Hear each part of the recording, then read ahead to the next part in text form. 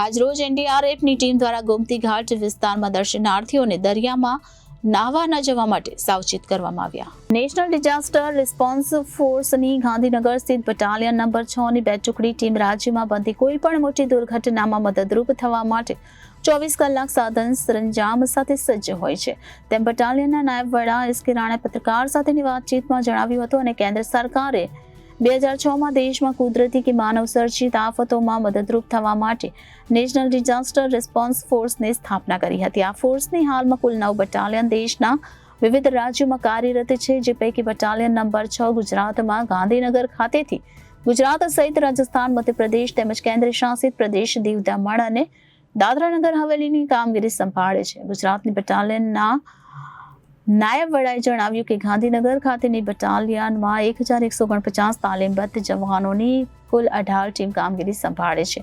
પ્રત્યેક ટીમમાં જવાનો કાર્ય કરે છે.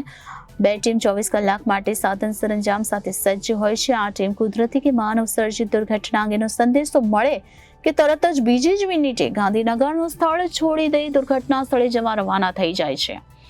વધુમાં જણાવ્યું કે એનડીઆરએફ પાસે તાકાતવર કટર્સ, ડિટેક્ટર્સ અને 1 ટનથી 57 ટન જેટલું વજન ઉઠાવી શકે તેવી બચાવ કામગીરીના અસરકારક ઉપકરણો છે.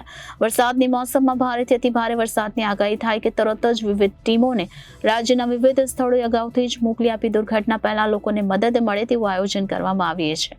ગુજરાતમાં કેમિકલ હબ ધરાવતા સ્થળોએ દુર્ઘટનાનું વધુ જોખમ હોય છે.